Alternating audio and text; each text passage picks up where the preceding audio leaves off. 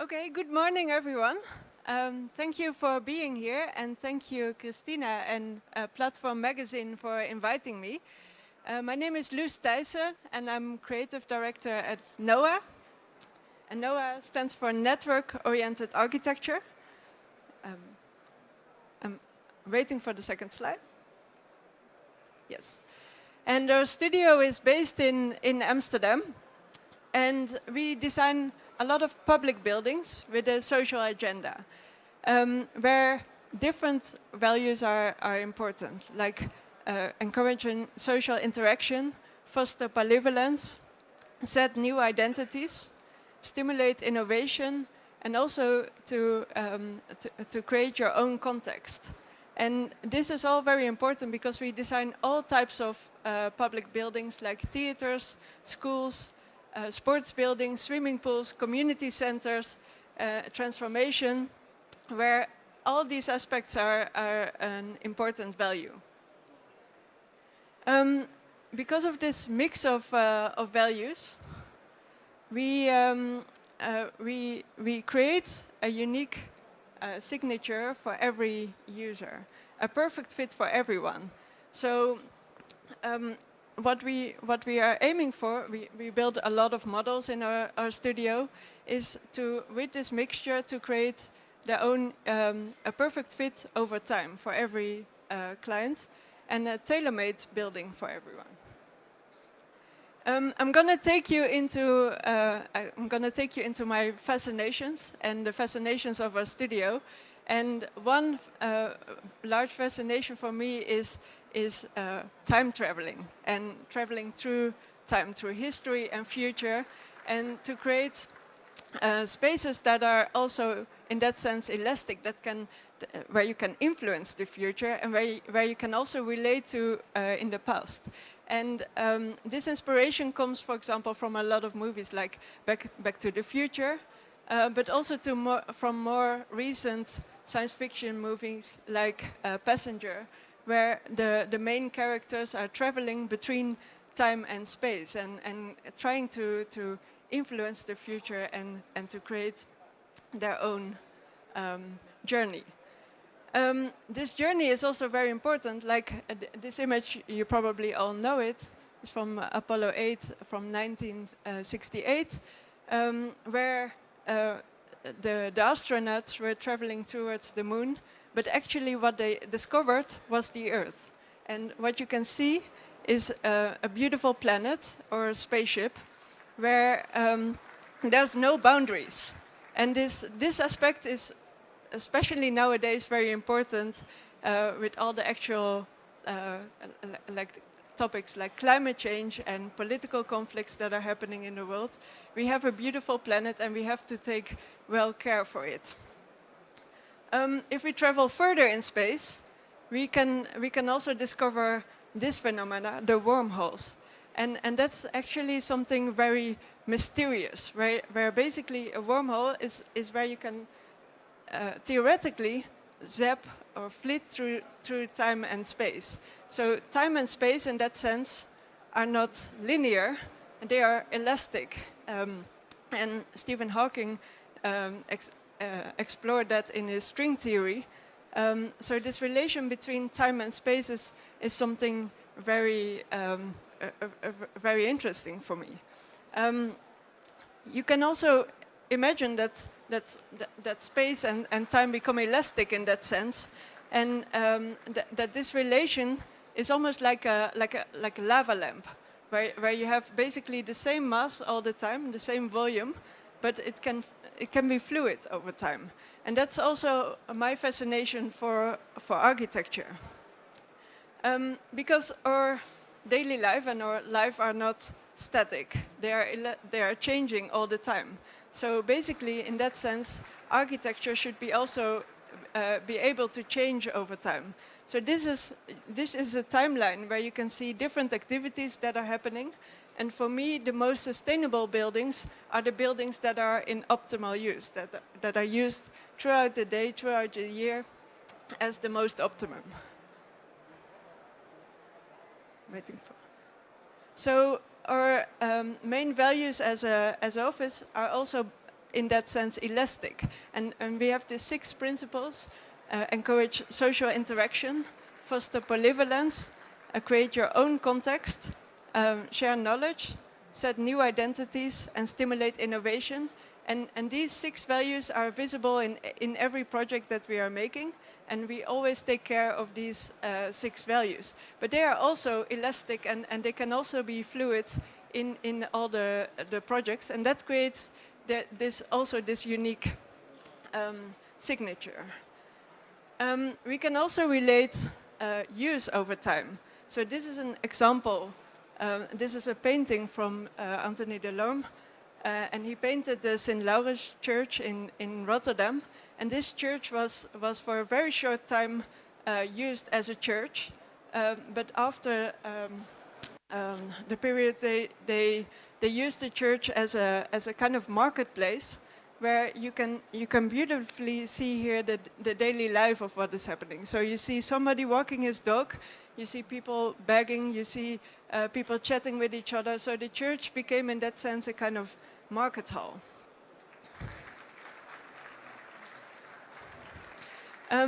If we relate to that, a big fascination for me is also Constant Nieuwenhuis, and he created his New Babylon, where he explored a world for the Homo Ludens, where everything should remain possible, everything should be able to happen. The environment will be shaped by the activities of life, and not the other way around. So basically, the environment should be able to adapt to the needs and the desires of the user. And then I would like to take you into take you with me into the project, a competition that we did in 2019, and we did this competition together with civic architects, where we explored a theater and all different cultural users that want to join this theater under one big cover, a large roof that we created, where all different kind of activities, cultural activities, can take place. And this title, Undercover, is of course also a double meaning. The undercover is also something that you cannot explore only from its facade, but you have to explore it from the inside. So the cover is not always showing what a building is about. So this is the situation. It's in a kind of average town in the Netherlands, in Hoogeveen. And you see here the theater with another theater next to it. And what you can see as well is that all different kind of buildings are glued together to this theater. And when we explored the site, we could also see, if we go to the next slide, please. We could also see this beautiful design made by Onno Geiner. And he created a big gesture in this open space. He created a very warm interior on the inside and a beautiful theater hall, which is very special because it has like many balconies, and that's very unique for a theater. But our inspiration, if we travel further in time, goes to the Mezquita in Cordoba, where you see also a church and a large covering that is kind of glued together and creates a beautiful space from the inside. As you can see here, you see all the columns. It's like about 1,200 columns with beautiful ornaments, and it creates space for many different activities that can happen. On the outside, you can see how the ensemble becomes a patchwork. You see a church in the middle. It has a big mosque around and a cathedral, and it becomes a multi-religious building, but it becomes also a kind of market hall in that sense. So you can see it here on the inside. It even has a beautiful courtyard. And you can see also how it develops over time. So in that sense, architecture can be always evolving. If we go back and then to the theater, we see that we had to make a lot of connections from all sides. So we had to kind of unglue the building and kind of open up the space itself. And what we did is we made a big gesture by creating this big cover, but used the small scale as a stepping stone to create a nice connection to the main street, where it's all about a very small scale. So if we move to the next slide, please. You can see here how it connects in the city life. And you see this big covering that already makes a gesture and attracts you to go inside. And you're not sure if it's inside or outside. It's kind of a semi-public, semi-open space.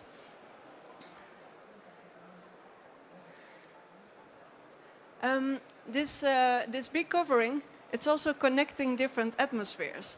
As you can see here, it's moving from a more city view to a more like a quiet space, to a park, and it creates this kind of connection as a kind of chewing gum between all these different spaces. And as you can see here, we're just walking inside the building, and you can see the nice and wooden structures that can have different infills. And we designed it not from a program of demands that you normally get as an architect, but we designed it also from situations. And we focus on the daily activities that can happen, because they make a building always in use. It's not only the theater event, but it's also about the activities that are happening during the day. And that makes that the experience is the destination. So you can see, this is a sketch we made, that all different activities can happen at the same time. So you have to choose where you want to be. And that makes also that every time you visit the building, it will be a unique experience. And you see here studios, and you see different labs, and the historical archive. They all have a space, and they can make it their own. So we see that activities become a choreography. And you can see it as a basic plan. Yes. You see on the top the theater and the other cultural users that are joining the theater.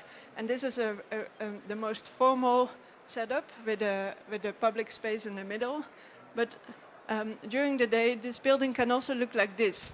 So it becomes like a flexible use, and the users and also the public, they can basically own the space and use the space as they want. It's basically all about this in-between space, and that's also something we discovered in buildings like Tivoli Vredenburg in Utrecht. And like the garden can become a beautiful concert space as well.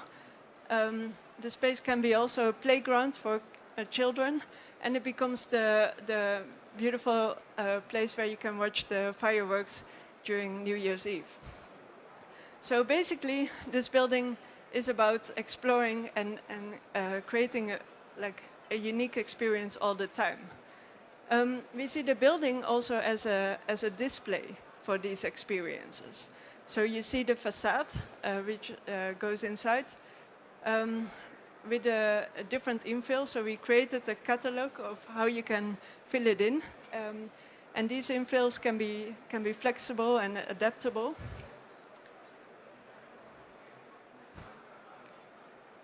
And that makes that the building becomes also a narrative, a timeline.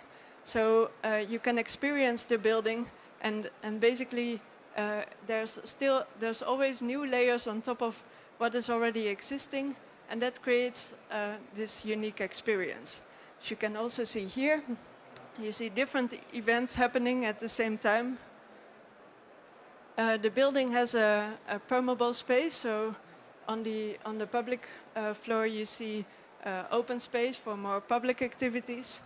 But in the upper floors you have these beautiful ateliers for painting workshops and music, small music events that has this very cozy and warm atmosphere, and it's a building where you can discover it. So the activities, they form basically the appearance for the building. So the building becomes a showcase during the day, and it becomes a beacon for the city during the night with the life that is happening inside.